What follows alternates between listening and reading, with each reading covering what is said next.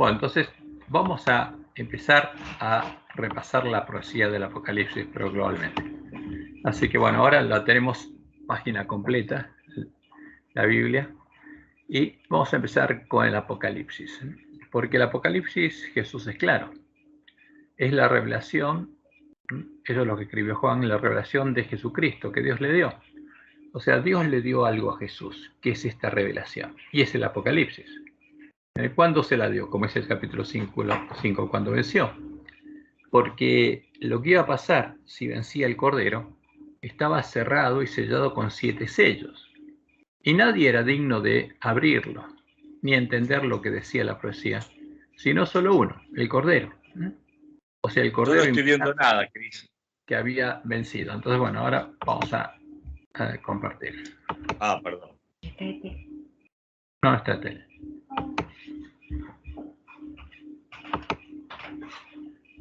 Ok. Ahora sí, ahora se los compartí. Entonces, esta es la revelación de Jesucristo que Dios le dio. ¿Cuándo? Cuando triunfó, para manifestar a su siervo las cosas que deben suceder pronto. Entonces, el Apocalipsis habla de cosas que deben suceder. O sea, son eventos. No es otra cosa que el anuncio de eventos que deben suceder. Y estos eventos se refieren a lo que va a ser el príncipe de este mundo y lo que Dios va a hacer. ¿Para qué? Justamente para salvar a sus hijos. Esa es la revelación de lo que pasaría a partir de que Jesús venciera y Dios levantara la verdadera iglesia. Y la declaró enviándola por medio de su ángel a su siervo Juan, que ha dado testimonio de la palabra de Dios y del testimonio de Jesucristo y de todas las cosas que ha visto. Entonces, ¿y este es para quién? Para manifestar a sus siervos. Entonces, ¿para quién es esto? No es para el mundo. No es para los siervos del príncipe de este mundo. Es para los siervos de Dios.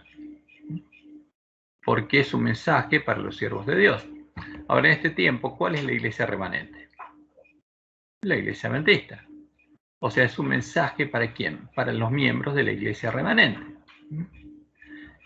Y por eso dice Apocalipsis 1:3, bienaventurado, porque la bendición de Dios, la bendición que está en Apocalipsis, como dice Elena, porque es el evangelio para la última generación, ¿quién la va a recibir?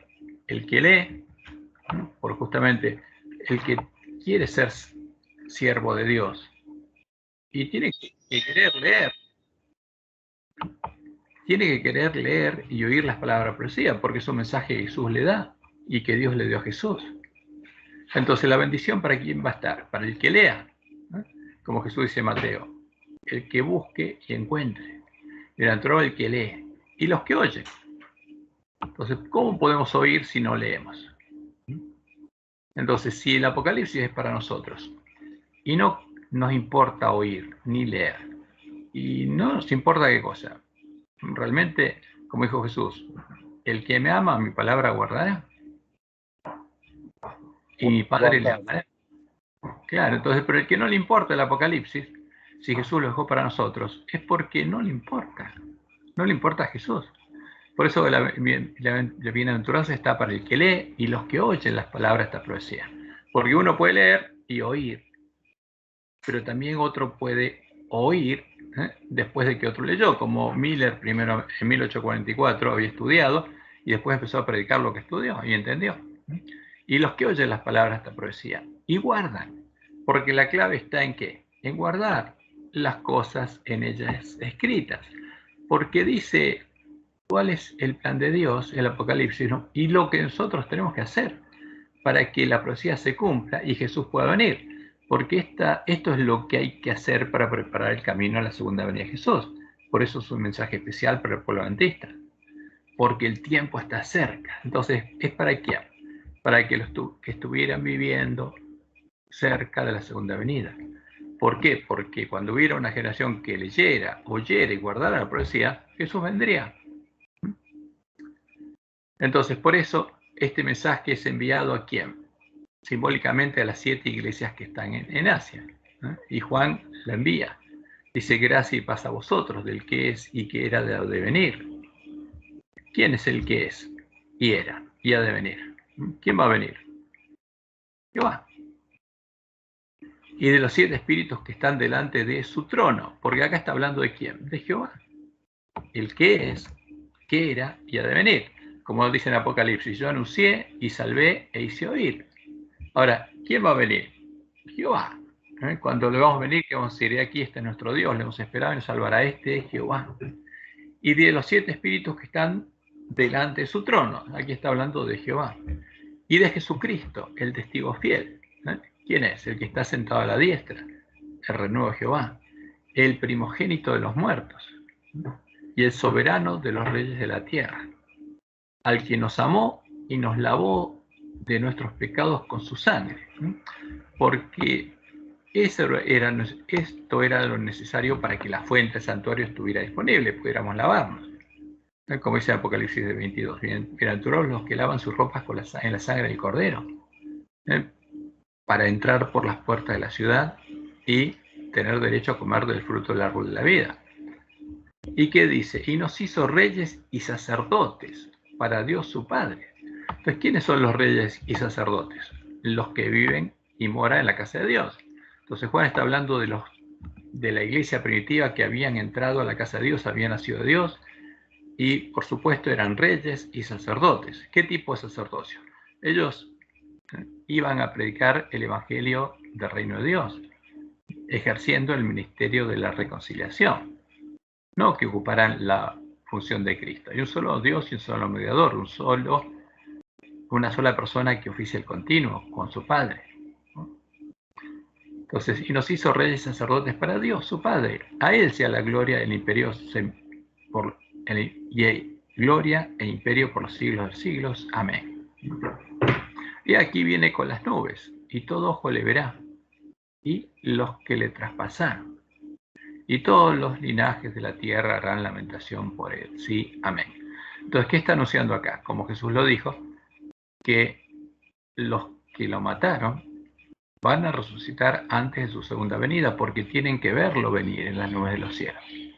Y ellos van a resucitar en la resurrección especial, que como Dios le mostró en Ahuay, va a ocurrir en el tiempo de la 6ª plaga.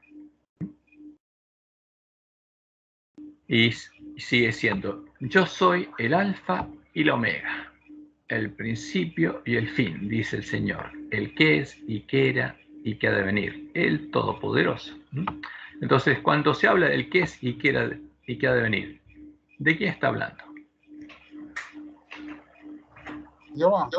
De Jehová, porque el mensaje en el versículo 4 es de quién, del que es y que era y ha de venir, y de los 7 espíritus que están delante de su trono, de Jehová.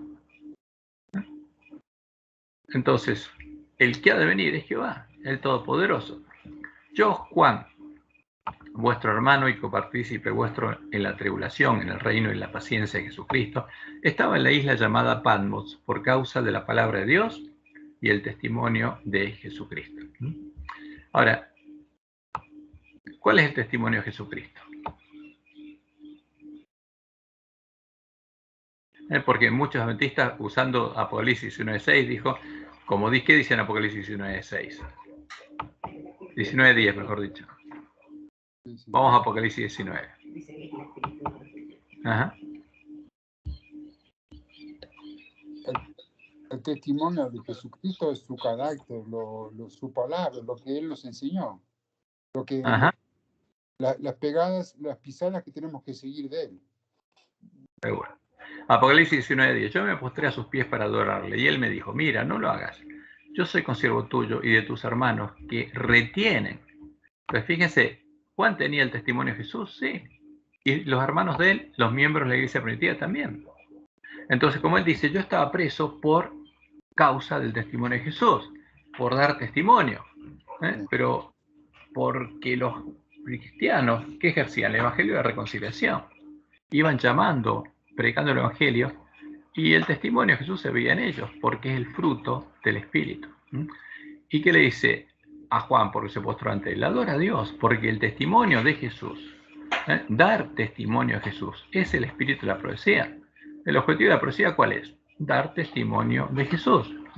Como Jesús le decía a los fariseos, escudriñad las escrituras, porque a vosotros os parece que en ellas tenéis la vida eterna, y ellas son las que dan testimonio de mí. Y no queréis venir a mí para tener vida. ¿Por qué? Porque la profecía, el objetivo, el espíritu de la profecía, la misión de la profecía es dar testimonio de cuál es el verdadero Jesús, cuál es el camino, cuál es la verdad, cuál es la vida. Y Juan y sus hermanos tenían el testimonio de Jesús. No es Elena White el testimonio de Jesús, porque en la iglesia se nos dice porque el espíritu de profecía es el testimonio de Jesús y Elena White es el espíritu de profecía. No, no es así. A ver, todos los profetas eran guiados ¿por qué?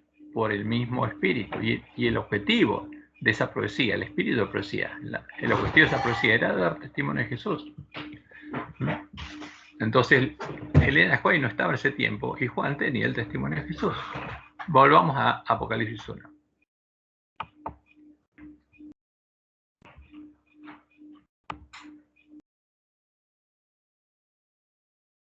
Yo, Juan, vuestro hermano y copartícipe vuestro en la tribulación, porque eran perseguidos por tener el testimonio de Jesús, en el reino y en la paciencia de Jesucristo.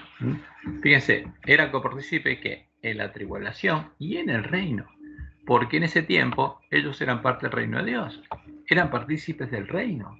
No es algo futuro que va a venir la segunda venida. Ellos habían entrado en el reposo, en el verdadero reposo, y en la paciencia de Jesucristo. Aquí está la paciencia de los santos. ¿Por qué? Porque se veían ellos. Y por eso estaba en la isla de Patmos, por causa de la palabra de Dios, porque predicaba la palabra de Dios y el testimonio de Jesucristo. Por eso estaba preso, por predicar la palabra de Dios y el testimonio que se veía en él. Yo estaba en el Espíritu en el día del Señor, y oí detrás de mí una gran voz como de trompeta, que decía: yo soy el Alfa y el Omega, el primero y el último. Entonces, ¿quién aparece ahí? ¿Quién es el Alfa y el Omega, el primero y el último? Es Jehová, como lo dice en Isaías 44. Escribe en un libro lo que ves y envíalo a las 7 iglesias que están en Asia: a Éfeso, Esmirna, Pérgamo, Tiatira, Sardis, Filadelfia y Laodicea. Y me volví para ver la voz que hablaba conmigo, y vuelto vi 7 candeleros de oro. Y en medio de los 7 candeleros, a uno semejante al Hijo del Hombre. ¿A quién? A uno semejante a quién. Al Hijo del Hombre conocía a él, a Jesús. Y lo vio y era semejante a Jesús, pero no lo vio como lo vio acá en la tierra. Vestido de una ropa que llegaba hasta los pies y ceñido por el pecho con un cinto de oro, o sea, como sacerdote. Su cabeza y sus cabellos eran blancos como blanca lana, como nieve. Sus ojos como llama de fuego. Entonces lo vio como el Dios Todopoderoso. Y sus pies semejantes al bronce bruñido, porque esto es como lo vieron los profetas a Jehová. Refulgente como en un horno, y su voz como estruendo de muchas aguas. Tenía en su diestra 7 estrellas. De su boca salió una espada aguda de 2 filos, y su rostro era como el sol cuando resplandece en su fuerza. Cuando lo vi, dice, caí como muerto a sus pies. Como le pasó a Daniel, como le pasó a Ezequiel. Porque la gloria de Dios. Seguro. Y él puso su diestra sobre mí diciendo: no temas, yo soy el primero y el último. No tengas miedo, porque yo Jehová soy el primero y el último, y el que vivo y estuve muerto. Mas he aquí que vivo por los siglos de los siglos. Amén. Y tengo las llaves de la muerte y del Hades. Escribe las cosas que has visto y las que son y las que han de ser después de estas. Y le dice, y empieza a revelarle justamente el significado de los 7 candelabros que vio y de las 7 estrellas. El misterio de las 7 estrellas que ha visto en mi diestra y de los 7 candeleros de oro es el siguiente: y las 7 estrellas son los ángeles de las 7 iglesias. O sea, yo los voy a tener en mi mano. Yo voy a estar con ellos. Incluso con el ángel de Sardis. Y los 7 candeleros que has visto son las 7 iglesias. Entonces, y empieza así. Así el capítulo 2. Vamos al capítulo 2. Ahora tengo que pasar por acá. Ok. Y vienen los mensajes a las iglesias, a las de Éfeso, Esmirna, Pérgamo, Tiatira, Sardis, Filadelfia y Laodicea. Y como dice en cada una de las iglesias, el que tiene oído, oiga lo que el Espíritu dice a las iglesias. 7 veces lo dice. ¿Para qué? Para que podamos oír. Porque bienaventurado el que lee y los que oye. Y tenemos que empezar por oír lo que el Espíritu dice a las iglesias, las 7 iglesias. ¿Qué pasó? Y el Espíritu es Jehová. ¿Qué? Y el Espíritu es Jehová. El Espíritu es Jehová, claro, por supuesto. Porque el Espíritu de Jehová, el Señor, está sobre mí. Entonces, como, porque me ungió Jehová. Y el Espíritu de Jehová del Señor son los 7 espíritus enviados por toda la tierra, que es un símbolo de la presencia de Jehová. 7 es perfección, la perfecta presencia de Jehová, como dice el salmista del Salmo 139. Y A donde vaya. El Espíritu y la novia dicen ven, en Apocalipsis 22, 9. 22. Porque Ahí, Jehová va a estar con la esposa, no con la novia, con la esposa, en espíritu, porque va a estar morando ahí. ¿Dónde va a estar morando? En la esposa. ¿Y qué va a con estar los haciendo? 144.000 y la gran multitud también después, ¿no? Claro, ejerciendo el ministerio de la reconciliación, como Dios estaba en Cristo, como dice Pablo, ¿eh? Y ahora estaban los miembros de la iglesia primitiva y va a estar con la esposa. Sí. En la esposa. Ahora, pero el mensaje claro es, el que tiene oído, oiga lo que el Espíritu dice a las iglesias, y eso es lo que tenemos que entender. Y tenemos que poner esto línea sobre línea, por ejemplo, con Daniel, con todas las profecías de Daniel, porque son profecías paralelas que se cumplen en los mismos periodos de tiempo y en el mismo lugar, en la iglesia. Ahora, el mensaje más importante de todos estos, para nosotros, ¿cuál es? Todos, porque si no oímos el primero, el segundo, el tercero, el cuarto, el quinto y el sexto, no podemos entender el séptimo, que es el mensaje al ángel de la Odisea. Y como Dios le mostró en el Juay, el destino de la iglesia depende de que el ángel de la Odisea oiga ese mensaje, porque su vida depende de oírlo y guardarlo. Entonces nosotros tendríamos que entender esto para poder predicar el mensaje al ángel de la Odisea, porque si no lo entendemos, no podemos predicarlo. Y si el ángel de la Odisea no oye ese mensaje del cual depende su vida, no se puede salvar. Por eso el objetivo de Satanás es impedir, como Dios le mostró en el Juay, que entendamos la profecía del Apocalipsis, y haría guerra al estudio del Apocalipsis. Entonces, cuando alguien, y es increíble, cuando uno le dice, por ejemplo, a un adventista o a un pastor que quiere estudiar la profecía con él, enseguida uno nota que hay una guerra. Sí, adelante, usted.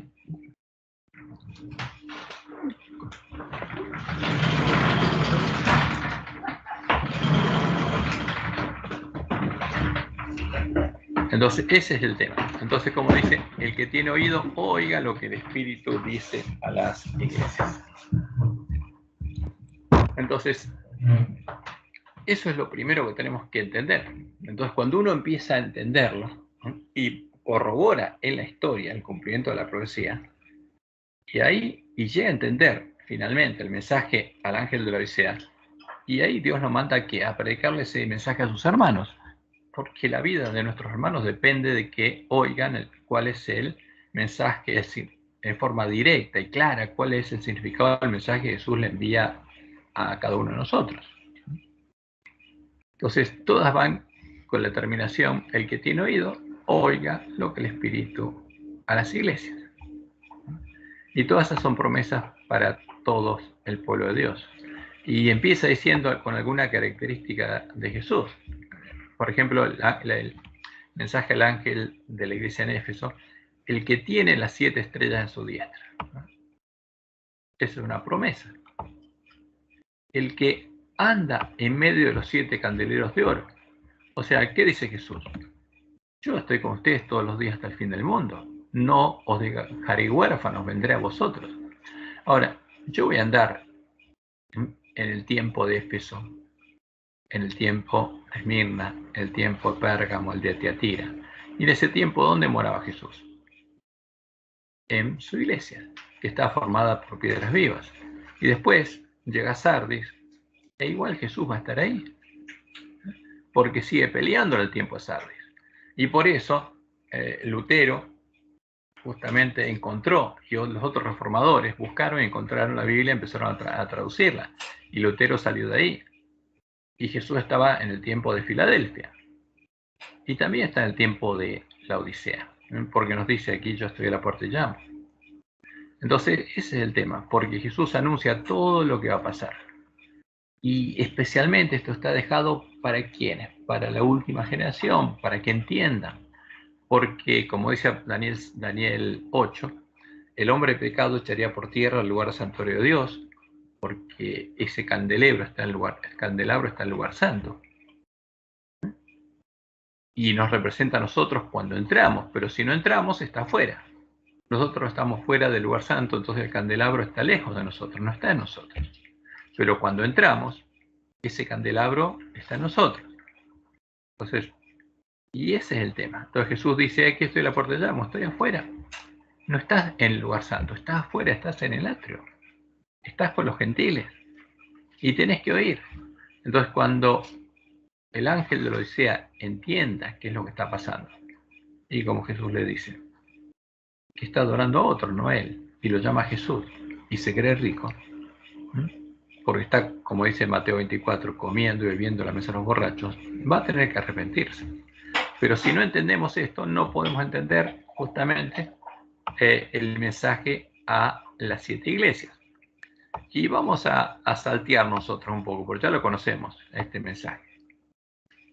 Y el más importante para nosotros, el que tenemos que predicar, lo más importante son los 2 últimos mensajes para nosotros, porque ahí está la promesa de Dios y lo que tenemos que hacer. Pero si no entendemos los primeros, no podemos. Pero vamos al medio. Vamos a Apocalipsis 12. Porque aquí hay una descripción global del conflicto. Entonces, entendiendo las 7 iglesias, y esto nos resultaría mucho más fácil de entender cuando leemos esta profecía. Apareció en el cielo una gran señal, una mujer vestida de sol, con la luna debajo de sus pies, y sobre su cabeza una corona de 2 estrellas. Ahora, esta es la mujer de Génesis 3:15. Esta es la mujer simbólica que daría a luz a los hijos de Dios, porque su simiente, ella y su simiente vencerían al dragón y a su simiente. Y esta mujer estaba encinta. Ahora, y clamaba con dolores de parto en la angustia del alumbramiento, porque todavía no había dado a luz. También apareció otra señal en el cielo, y aquí un gran dragón escarlata. Este es el gran dragón, es Satanás, que tenía 7 cabezas y 10 cuernos, y en sus cabezas 7 diademas. Porque Dios muestra en forma simbólica cómo actuaría el dragón, porque las cabezas serían 7 montes, como dice en Apocalipsis 17, y sobre ellas sentarían ¿quiénes? Las rameras, porque serían 7 reinos con los cuales la unión del rey y la ramera harían que se conviertan en bestias y persiguieran al pueblo de Dios. Y a su vez tenía 10 cuernos, que son los últimos reyes de la tierra, y en sus cabezas 7 diademas. Porque los cuernos, las coronas no las tienen, pero las cabezas sí. Porque como dice Apocalipsis 17, estos cuernos le van a dar su poderosa autoridad a la bestia religiosa. Y su cola arrastraba la tercera parte de las estrellas del cielo y las arrojó sobre la tierra. Porque, ¿qué está diciendo aquí? Las estrellas del cielo son los ángeles. Y los arrastró a la tercera parte y las arrojó a esta estrella sobre la tierra, las trajo con él a la tierra. Y cuando vino a la tierra, vino él y su mujer. Y el dragón se paró frente a la mujer que estaba para dar a luz, a fin de devorar a su hijo tan pronto como naciese. Porque este sería el primer hijo que daría la mujer. La promesa fue hecha a Adán y Eva.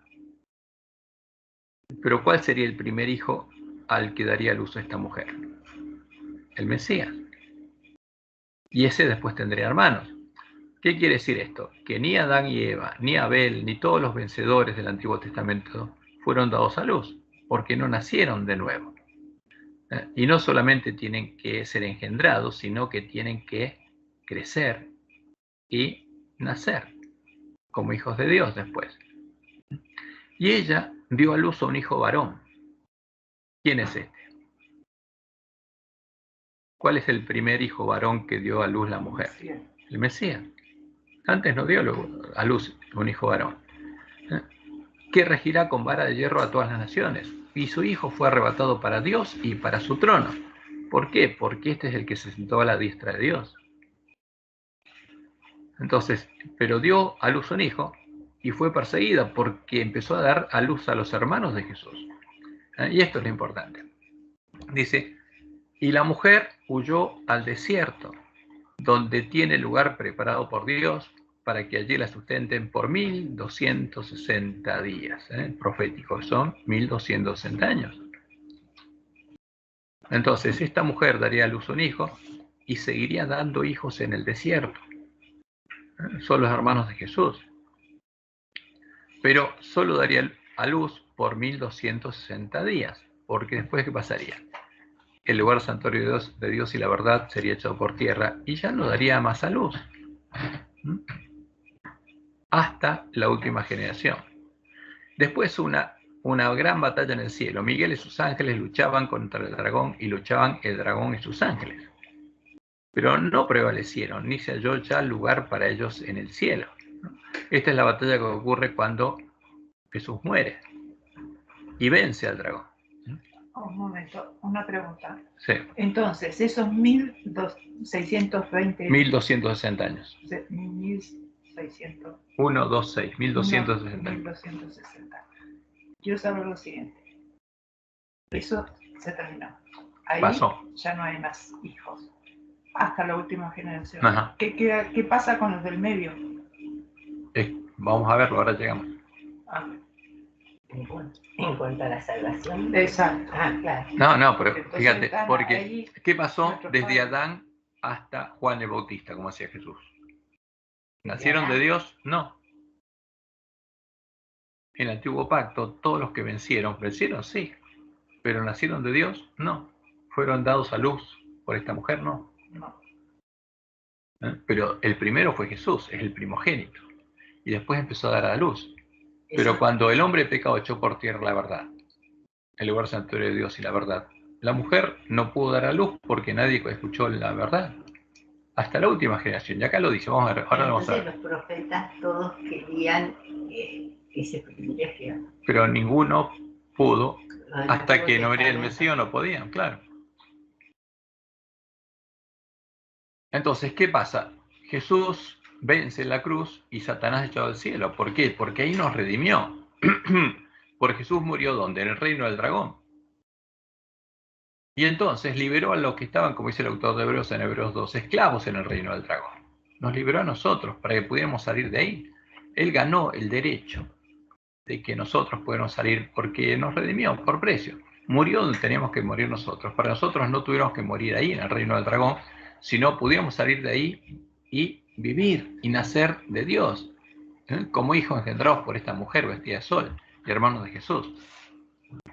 Y fue lanzado fuera el gran dragón, la serpiente antigua que se llama Diablo y Satanás, el cual engaña al mundo entero.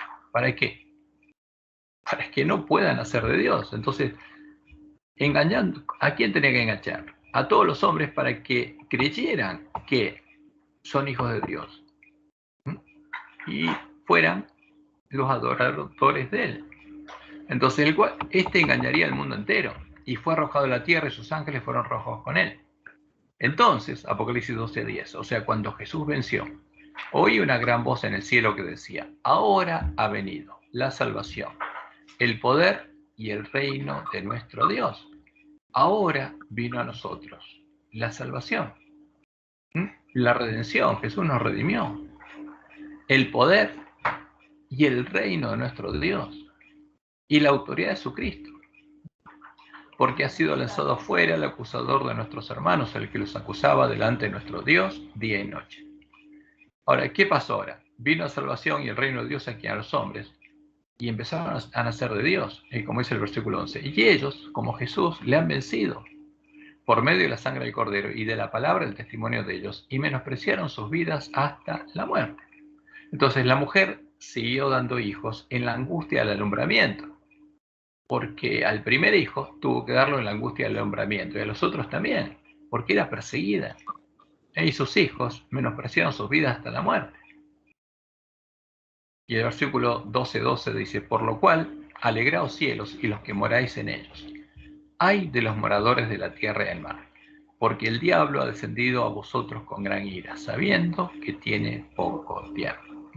Pero al cielo ya no puede ir más, y a los otros seres no caídos no los puede tentar más.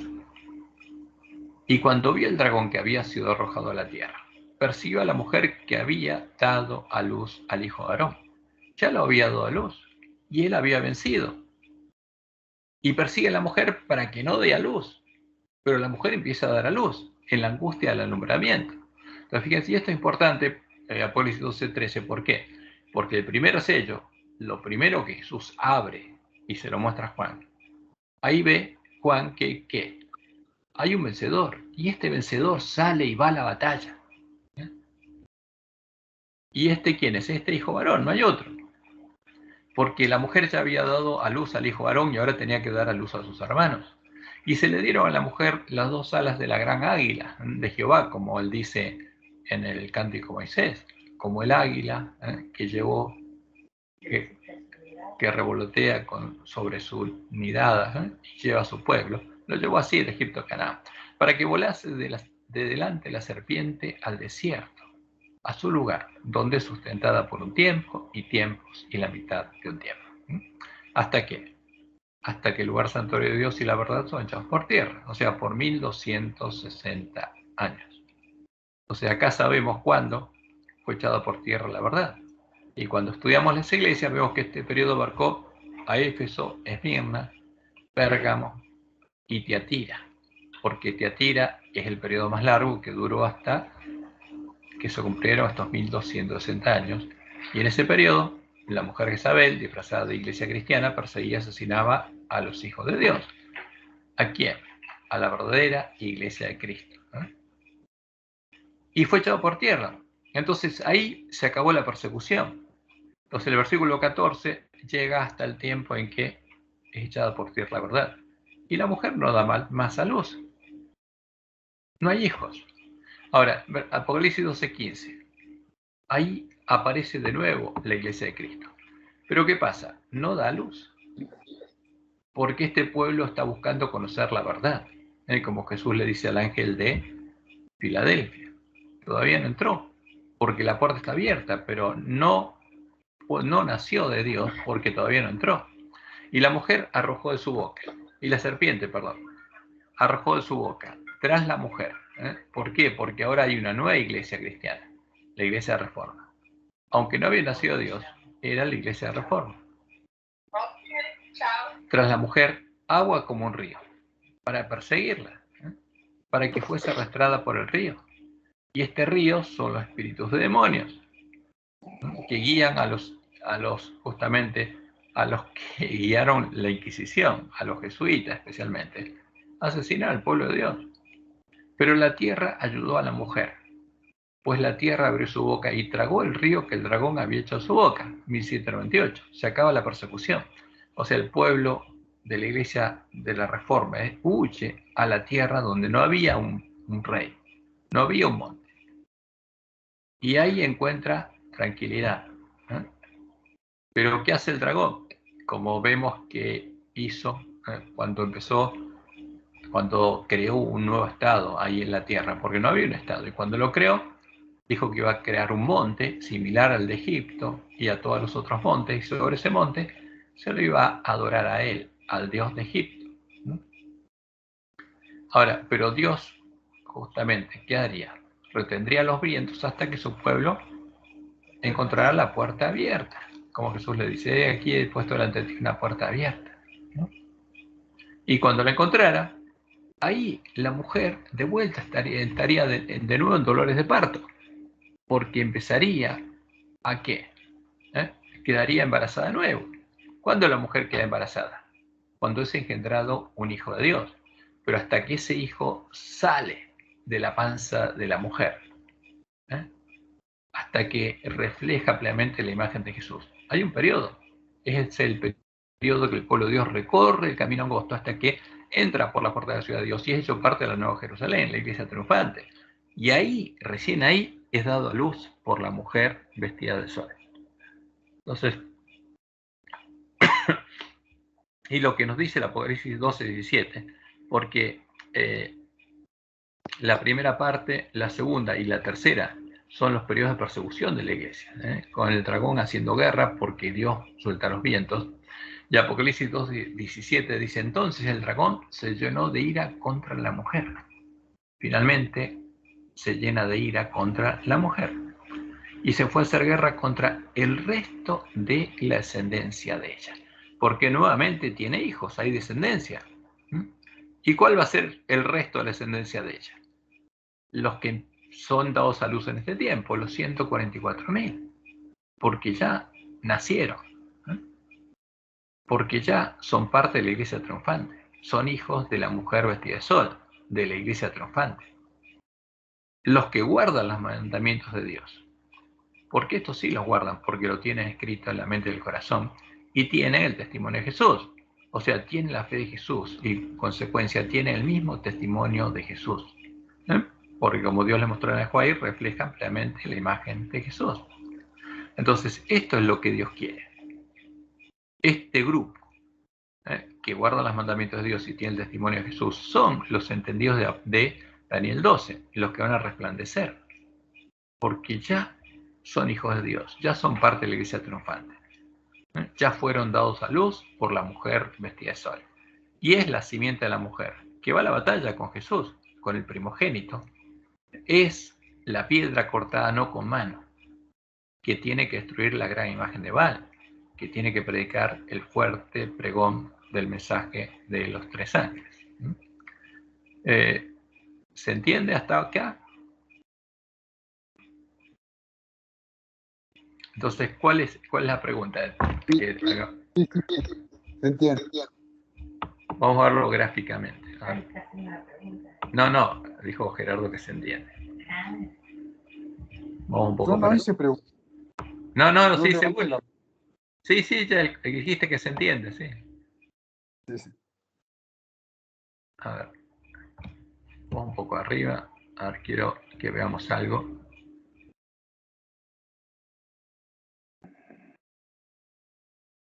Acá, vamos a usar este grafiquito acá.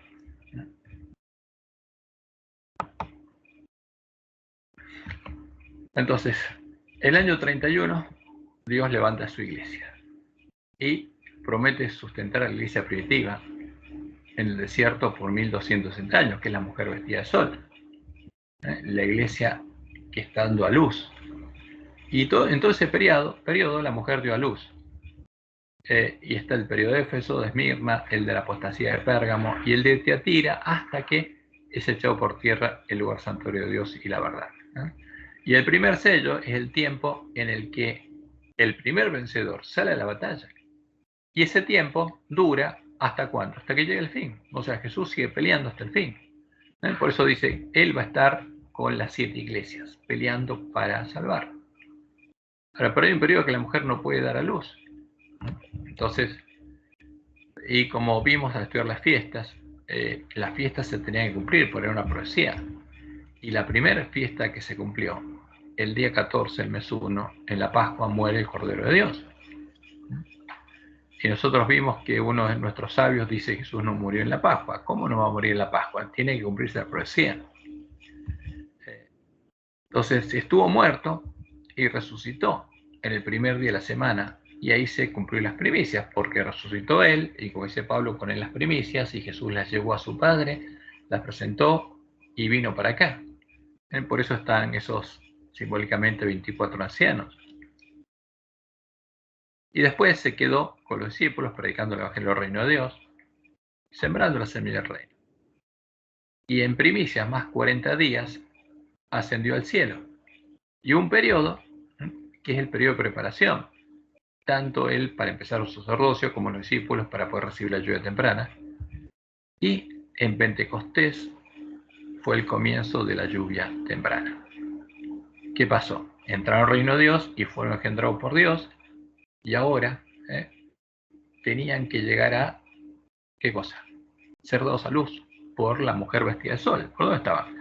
Simbólicamente en la panza de la mujer vestida de sol.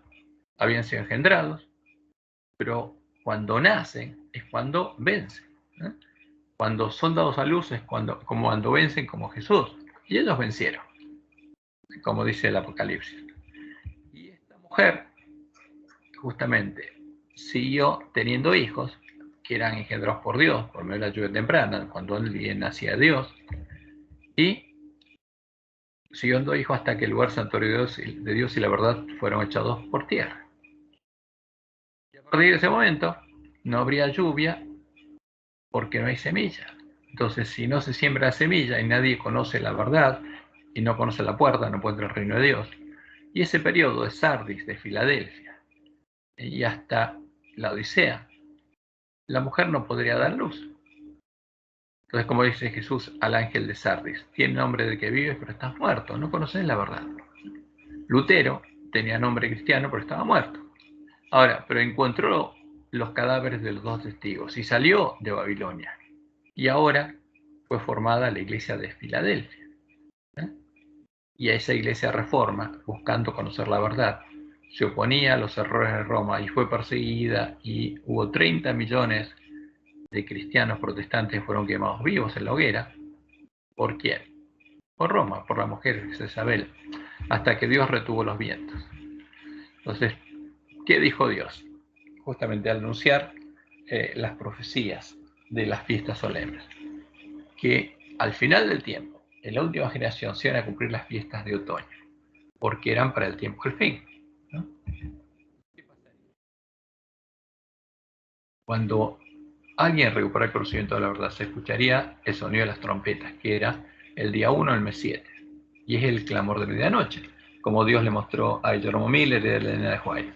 O sea, cuando él barría toda la suciedad y la basura que había y ordenara las joyas proféticas, porque la profecía es el Evangelio. Jesús, cuando predicó el Evangelio, predicó profecía, y cuando entendiéramos la profecía, entenderíamos el Evangelio y el tiempo en que estamos, y, como dice Miller, daríamos un grito de gozo y nos despertaríamos.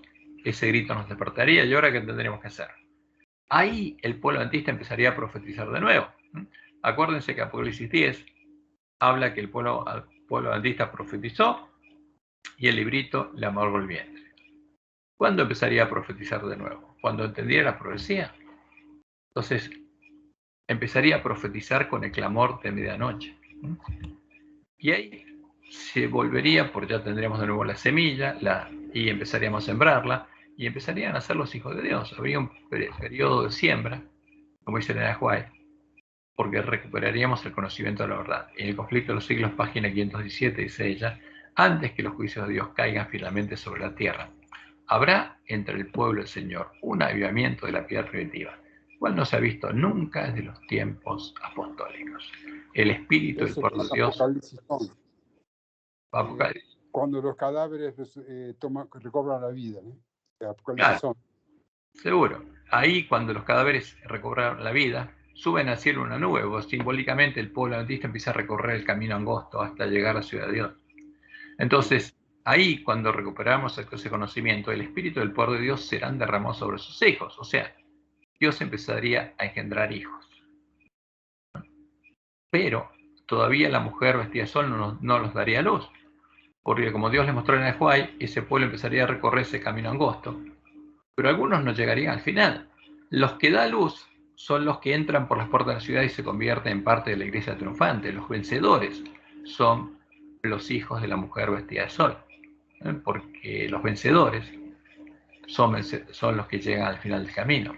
Pero el que no llega al final fue engendrado, creció, pero alguno crece 1 mes, 2 meses, 3 meses y no llega a los 9 meses.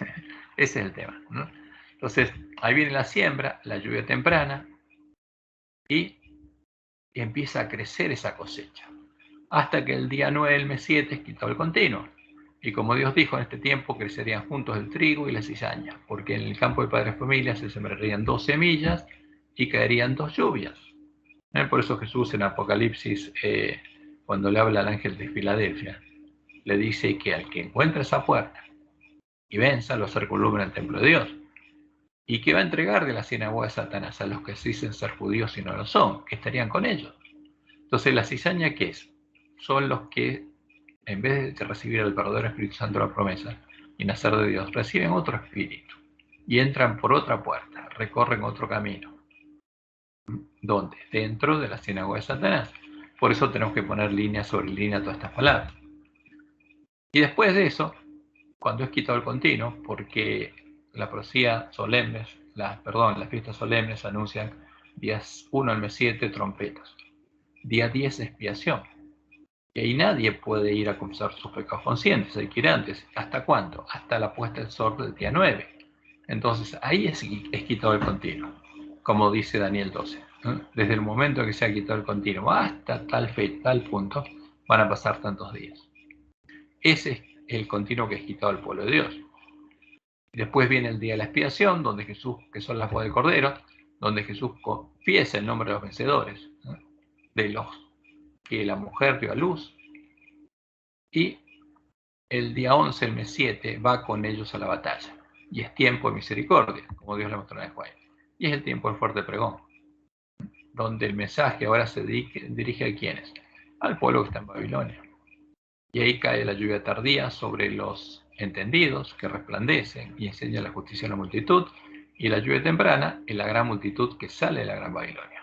Y al final de ese periodo, los vencedores son dados a luz por la mujer vestida de sol, porque todos los que salen de Babilonia empiezan a recorrer ese camino, nacen de Dios. Ahora, pero los vencedores son los que son hijos de la mujer vestida de sol, la iglesia triunfante. Hasta que llega el día 14, el mes 7, y llega el fin, viene el tiempo de la ira, caen las plagas sobre los impíos, en la sexta plaga se produce la resurrección especial, y finalmente, después de eso, viene la nubecita, y el día 15, el mes 7, se produce la segunda venida, porque es la fiesta de los tabernáculos, la fiesta de bodas del Cordero. Ahora, ¿qué pasa ahí? Van a resucitar todos los vencedores que murieron. Y algunos fueron dados a luz por la mujer vestida de sol y otros no. Por ejemplo, desde Abel, el primero que murió, hasta Juan el Bautista, todos los vencedores del Antiguo Testamento, no habían nacido de la mujer, porque no habían sido engendrados por Dios.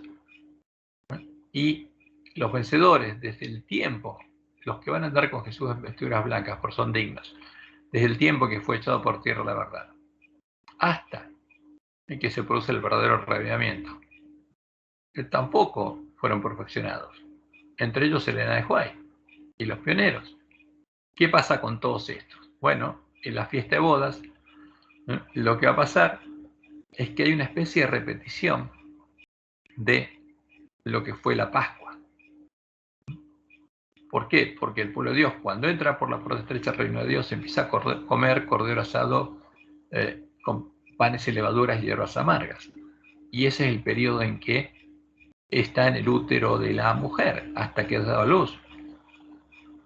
Y esa cena de Pascua se va a repetir en la fiesta de bodas para con todos los que no fueron perfeccionados por Dios simbólicamente. Entonces, cuando lleguen al cielo, todos van a recibir coronas, porque cuando lleguen al cielo van a ser vencedores. Por eso las coronas las reciben en el cielo. Ahora una pregunta. Sí. Adán y Eva Sí. fueron engendrados Sí, pero por cayeron. la mujer. No llegaron a ser hijos de la mujer. Entonces, eso es lo importante que entendamos. Entonces, y bueno, todo esto fue dado para que todas las fiestas solemnes anunciaran el Evangelio, todas las profecías del Antiguo Testamento, todo lo que Dios dijo por Daniel, por Isaías, por todos los profetas, es para qué? Para que alumbre el lugar oscuro y entendamos la profecía y sepamos dónde estamos. Y Apocalipsis apunta a eso, es la profecía que integra, es una profecía integradora que integra todo en una profecía. Y el objetivo es que nosotros podamos entender cuál es nuestra misión. Porque la misión nuestra está definida en Daniel 12, por ejemplo. Tenemos que ser la justicia a multitud durante el fuerte pregón. Lo mismo que Apocalipsis 18.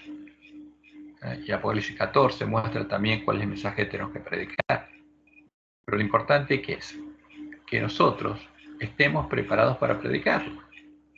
Porque cuando empiece el fuerte pregón, ya está. Ahora, hay un pueblo que conoce la verdad, que además es vencedor, que es hijo de la mujer vestida de sol, y va con Jesús a la batalla. Y Satanás está en el horno porque la piedra fue cortada. Entonces lo que él tiene que impedir es que la piedra sea cortada. Pero lo más importante para él es impedir el clamor de medianoche.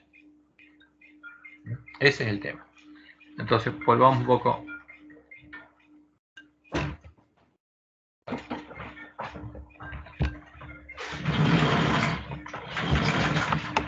¿Ven? Entonces volvemos acá. Eso es lo importante. Entonces, como esto sería importantísimo para nosotros, en Apocalipsis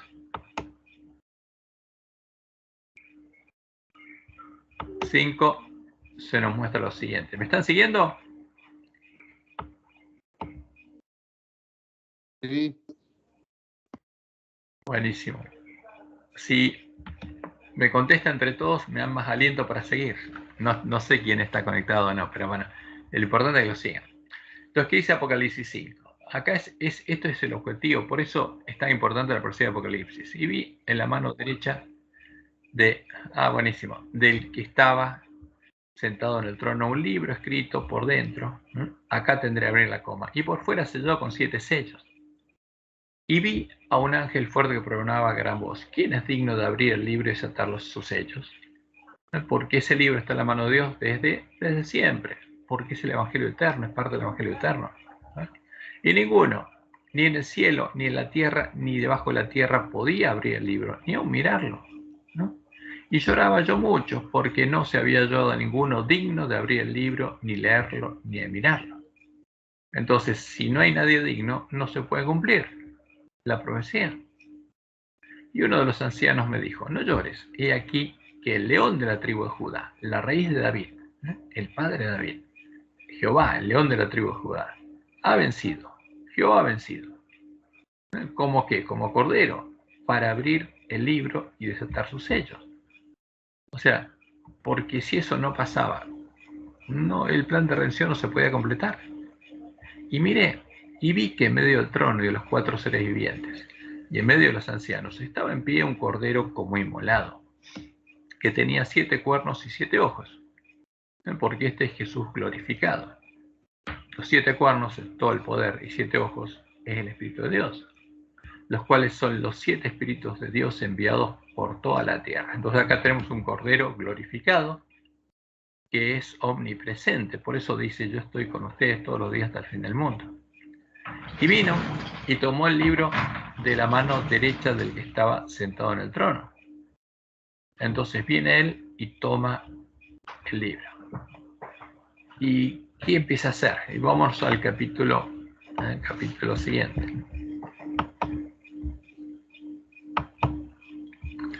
Y esto es claro que es el Apocalipsis, porque justamente lo que tiene que abrir es la profecía. ¿Para qué? Para darnos a conocer a nosotros.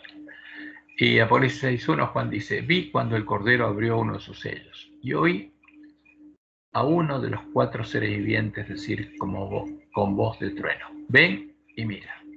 Entonces, ¿para qué se abre la profecía? Para que nosotros la entendamos, porque es para nosotros. Y si Jesús vencía, no se podía abrir la profecía ni se podía cumplir. Entonces, todas las promesas hermosas que hay aquí, las bienaventuranzas, solo se pueden cumplir si Jesús vencía. La mujer no podía dar a luz si Jesús no vencía. O sea, su primer hijo era derrotado por el dragón, no iba a dar a luz ningún hijo.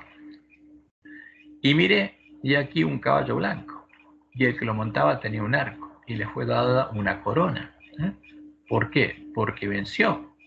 ¿Y quién es el que venció? Jesús, el que venció y fue arrebatado para el trono de Dios. Y salió venciendo y para vencer. Entonces, ¿qué pasa? Va a la batalla. Entonces, va a la batalla, sale a la batalla. Y sale con su pueblo, porque él es el primer vencedor, el primogénito entre muchos hermanos, y es la cabeza de la iglesia. Y sale venciendo y para vencer. Entonces vamos un poco a ver, creo que acá lo teníamos. A ver si tenemos los 7 sellos en algún lado, creo que por acá estaba.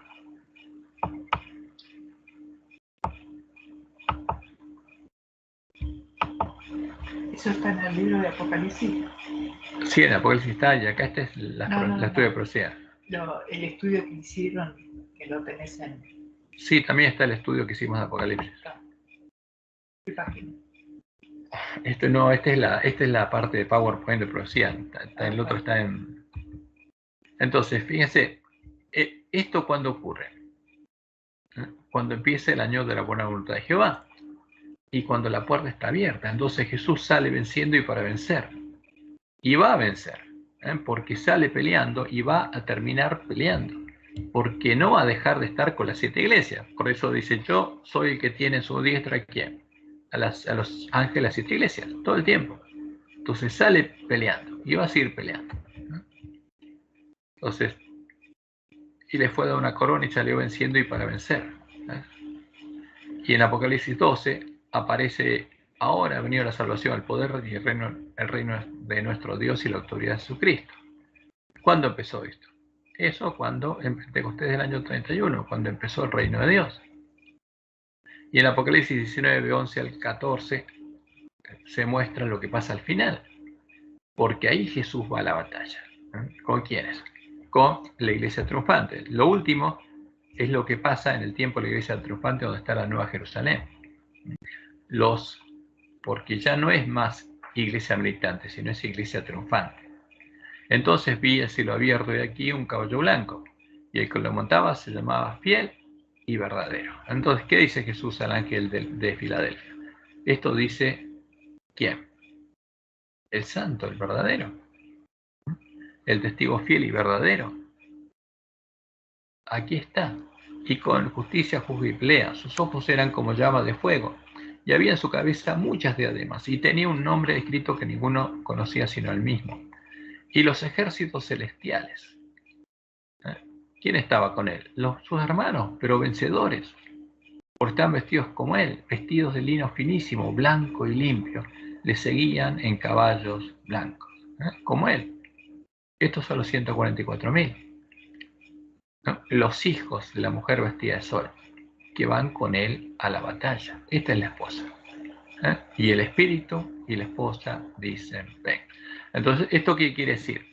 Justamente que Jesús sigue peleando y está en su caballo blanco.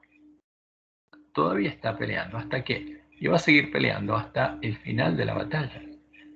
Porque la puerta se encuentra abierta durante todo el año de la buena voluntad de Jehová. Entonces el mensaje del primer ángel anuncia que se está por cerrar esa puerta y está por llegar la boda de Cordero para esa generación. Entonces esto dura hasta que llegue el fin. Y el segundo caballo se nos muestra simplemente que Satanás sale a la batalla también. El segundo sello es Satanás cuando empieza a perseguir y asesinar a los hijos de Dios. Entonces cuando abrió el segundo sello, oí al segundo ser viviente que decía, ven y mira, y salió otro caballo, bermejo, y el que lo montaba se le dio poder para quitar de la tierra la paz, y que se matasen unos a otros, no, que unos matasen a otros. Y se le dio una gran espada. Entonces los que persiguen matan aquí al pueblo de Dios. Y eso ocurre, fíjense, durante todo el periodo de Éfeso y Esmirna, hasta que Constantino decreta el fin de la persecución en el año 313. Y Apocalipsis 12, 13 y 14, y cuando vio el dragón que había sido arrojado a la tierra, persiguió a la mujer, ¿no? Y la perseguiría por 1260 años. Pero la primera etapa la persigue ¿cómo? Con la bestia romana, buscando asesinar al pueblo de Dios. Ahora, como Dios le mostró a Juan, y Jesús lo anunció en la profecía del Apocalipsis, durante Pérgamo, el rey del norte, como dice Daniel 11, seduce a los violadores del pacto y con ellos levanta las tropas con las que profanaría el santuario y la fortaleza y pondría la abominación asoladora después de quitar el continuo. Ahí viene, en el Apocalipsis se muestra esa obra por el que Satanás cambia de estrategia y aparece otro caballo distinto. Satanás cambia de estrategia y busca corromper la fe de la iglesia, introduciendo en medio de ella su bandera negra, y seduce a los que abandonan el pacto santo. Y este es el tercer sello, que dura durante Pérgamo, y hasta que se reanuda nuevamente la persecución, que eso fue el año 380 después de Cristo.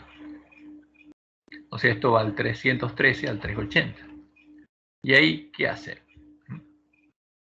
Se le muestra a Constantino el símbolo de Baal que debía introducir en la iglesia cristiana, y ahí aparece la doctrina de Jezabel, Baal Padre, Baal Hijo, Baal Espíritu Santo, y aparecen todas las doctrinas paganas dentro de la iglesia cristiana, porque la imagen de Baal es la que juzga en la balanza, aparece la balanza, y manda al infierno o al purgatorio, y se satisface con, justamente, terriblemente, con el dolor de sus hijos, supuestamente.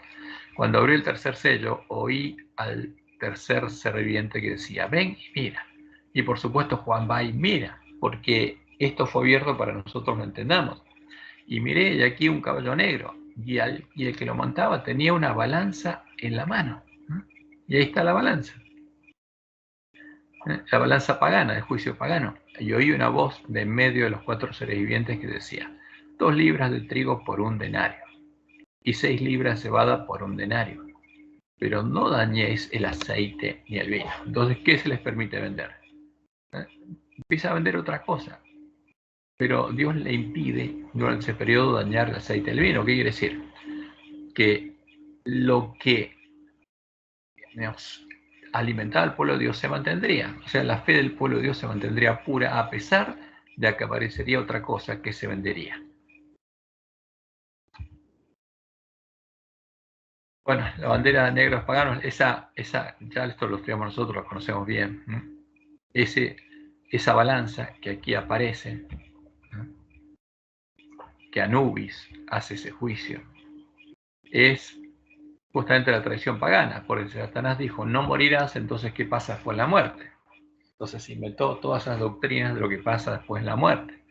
El juicio a los muertos, el juicio inmediato después de la muerte, que enseña Roma, y se van al cielo, al purgatorio o al infierno. Por supuesto, todas esas imágenes de Egipto, pues el dios de Egipto, de Babilonia, Sodoma de Egipto, es el dragón. Y ahí todas las imágenes donde ellos representan al dragón. Aquí la serpiente con 2 cabezas, que es en el piramidión, es Ra, el dios sol, el que está en la punta de las pirámides, al que adora a la bestia egipcia, adora a la bestia egipcia, la bestia romana, y va a adorar a Estados Unidos. ¿Y quién es? Es la serpiente, es el dragón, acá como lo muestra. El sol, dios sol, Baal, es la serpiente antigua que se llama Diablo y Satanás. Y aquí, en estas imágenes, acá abajo se ve que el que los lleva al cielo, acá está la serpiente, y acá están sus 12 apóstoles, que llevan a esta barca con los muertos hasta el cielo. Esto es la tradición egipcia, porque estos 12 son los 12 signos del zodiaco. Y acá está la serpiente, el sol y los 12 signos del zodiaco. Y acá llevando las almas. Y después los paganos, digamos, paganos griegos lo transformaron eso en Caronte, que los llevaba en la barca era Caronte. Y los llevaba de un lado de un río hasta el otro, el río Aqueronte. E iban al reino de Hades. O San Cristóforo, el que llevó a Cristo a los infiernos y lo trajo de vuelta. Ahora, los dioses del inframundo. Y los filósofos son los que más creen en esto. Y acá tenemos, por ejemplo, a Goethe, llegada de Goethe a los Campos Elíseos, grabó el siglo XIX realizado por Franz Nador. ¿Por qué? Porque estudia filosofía, y es la filosofía de los griegos, y todas esas cosas se las creen. Y el que estudia esa filosofía, y justamente los apóstatas usaron eso para crear la doctrina de Jezabel. Como dice de Roma, esto es lo que usan ellos. Y bueno, está el infierno, el limbo de los infantes, el limbo de los padres y el purgatorio. está San Cristóforo llevando a Cristo. Fíjense que lo dibujan con la cara de perro como Anubis, y es un santo, y ese supuestamente es Cristo, y tiene la cabeza del sol, y ese Cristo es el que fue llevado al infierno por Anubis. Y bueno, por eso es lo mismo, todas las mismas adoración. Por eso Dios la llama la gran ciudad que se llama Babilonia, Sodoma, Egipto, donde murió Jesús. ¿Dónde estamos nosotros? ¿Para qué? Murió Jesús ahí para salvarnos. Y acá están todas las imágenes que usan ellos. Porque al Dios de Egipto lo llaman el Dios de la Trinidad. Bueno, después de este tiempo, como hay un pueblo que no se postraba ante las imágenes de la bandera negra de los paganos, se usa entre los apóstatas, después de llegar a conocer las profundidades de Satanás, se unen a la bestia romana para perseguir y asesinar a sus hermanos. Entonces el cuarto sello es este, que es el tiempo de la persecución. Cuando abrió el cuarto sello, oí la voz del cuarto ser viviente que decía: ven y mira. Y miré, y aquí un caballo amarillo. ¿Por qué amarillo? Porque los que entran por la puerta ancha mueren, no tienen vida. Están como sardis, el mismo color que sardis. Y el que lo montaba tenía por nombre Muerte, y el Hades le seguía. Estos son los que entran por la puerta ancha de la sinagoga de Satanás, porque adoran a la abominación desoladora. Y les fue dada potestad sobre la cuarta parte de la tierra para matar con espada, con hambre, con mortandad y con las fieras de la tierra, con las bestias de la tierra. Entonces, los apóstatas se unen a las bestias, a la bestia romana y a los reyes de la tierra, empiezan a asesinar al pueblo de Dios. ¿Hasta cuándo dura este periodo? Hasta que Dios retiene los vientos y llega el fin de la ira. Y en este periodo, justamente, es echado por tierra el lugar santuario de Dios y la verdad. Y se pierde el conocimiento de la verdad, al fin del periodo de los 1260 años. Entonces, desde el 380, que empieza de nuevo la persecución, ahí empieza este cuarto sello, porque los apóstatas empiezan a perseguir con el poder de la bestia romana, y dura hasta el fin de la ira, 1798 después de Cristo. Este es el tiempo del cuarto sello. El tercer sello va del 313 hasta el 380. Y el segundo, desde que comienza la iglesia cristiana, del 31 hasta el 313. Y ahora después de esto viene el quinto sello. Justamente cuando se acaba este periodo, porque ya no pueden matar más, porque Dios retiene los vientos, como aparece en Apocalipsis 7, 1 al 3. Después de esto vi a 4 ángeles en pie sobre los 4 ángulos de la tierra, que tenían los 4 vientos de la tierra, lo que aparecen en Daniel 7, para que no soplase viento alguno sobre la tierra, ni sobre el mar, ni sobre ningún árbol. Vi también a otro ángel que subía de donde sale el sol y tenía el sello del Dios vivo. Y clamó a gran voz a los 4 ángeles, a quienes se les había dado el poder de hacer daño a la tierra y al mal, diciendo: no hagáis daño a la tierra, ni al mar, ni a los árboles, hasta que hayamos sellado sus frentes a los siervos de nuestro Dios. Entonces, 1798 se detiene la persecución. ¿Hasta qué? Hasta que haya 144.000 columnas en el templo de Dios, hasta que la mujer vestida de sol dé a luz a los primeros 144.000. Recién ahí, cuando la mujer haya dado luz, Dios va a soltar los vientos, ¿no? Y ahí la iglesia triunfante, la esposa, va con el esposo a la batalla. Ahora viene el quinto sello, ¿no? Que los primeros adventistas lo entendieron mal. Entonces, ¿qué dice ahí? Cuando abrió el quinto sello, vi bajo el altar, simbólicamente, las almas de los que habían sido muertos por causa de la palabra de Dios y por el testimonio que tenían durante el segundo sello y el cuarto sello. Porque ese es el tiempo de la iglesia triunfante, de la iglesia primitiva, la mujer que daba luz, y sus hijos eran muertos. Y eran muertos por causa de la palabra de Dios y por el testimonio que tenían. ¿Por qué? Porque ellos retenían la verdadera Biblia, aunque Roma ya hubiera creado los cadáveres de los 2 testigos en el año 382. Y clamaban a gran voz diciendo: ¿hasta cuándo, Señor santo y verdadero, no juzgas y vengas nuestra sangre los que moran en la tierra? Entonces esta es la pregunta. ¿Cuándo va a ser vengada nuestra sangre? ¿Cuándo llega el día de la ira? Y se les dieron vestiduras blancas y se les dijo que descansasen todavía un poco de tiempo. ¿No? ¿Por qué? En 1798 Dios retiene los vientos y dice, bueno, no pueden caer todavía las plagas, ustedes descansen. Hasta que se completara el número de sus consiervos y sus hermanos, que también habían de ser muertos como ellos. Entonces, ¿qué está diciendo Dios? El quinto sello empieza. ¿Cuándo? 1798. ¿Y cuándo termina? Cuando llegue el fin. Cuando sea predicado el fuerte pregón.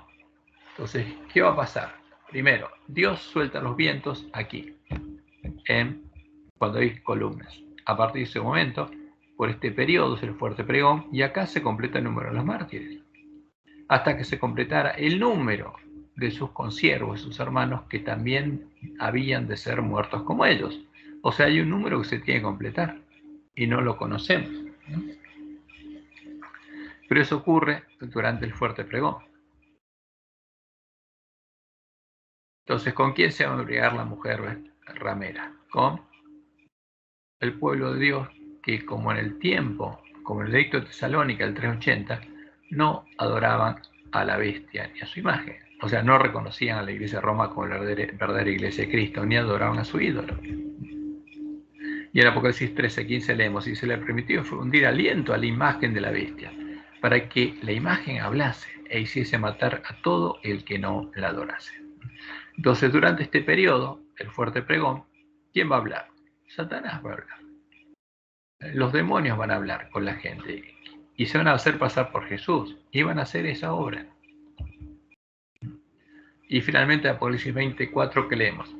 Y vi tronos y se sentaron sobre ellos los que recibieron facultad de juzgar, y vi las almas de los decapitados por causa del testimonio de Jesús y por la palabra de Dios, los que no habían adorado a la bestia ni a su imagen, y que no recibieron la marca en sus frentes ni en sus manos, y vivieron y reinaron con Cristo 1000 años. Ahora, ¿pero qué tiene que pasar para que esto pase? Fíjense, si acá se echó por tierra la verdad y dieron muerte a los dos testigos, ¿qué tiene que pasar?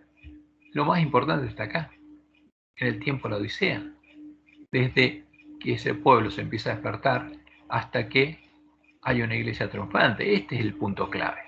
Y este es el punto clave para nosotros.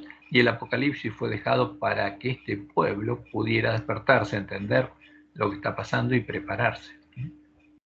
Entonces el quinto sello dura desde 1798 hasta que llega el fin. Y ahí se completa el número de los mártires y no va a morir ninguno más. Porque el tiempo de las plagas ninguno va a morir. Dios no va a permitir que haya más mártires.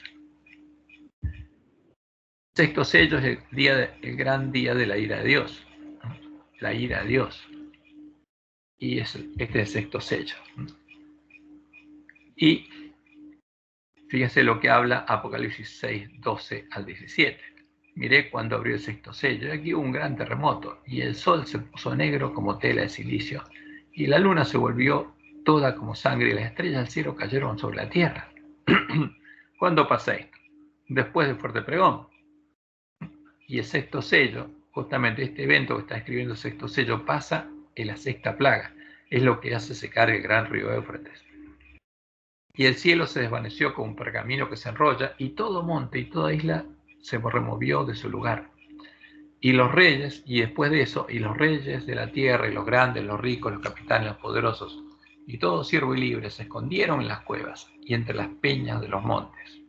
Y decían a los montes y a las peñas, caed sobre nosotros, y escondednos del rostro de aquel que está sentado sobre el trono, y de la ira del Cordero, porque el gran día de su ira ha llegado. ¿Y quién podrá sostenerse en pie?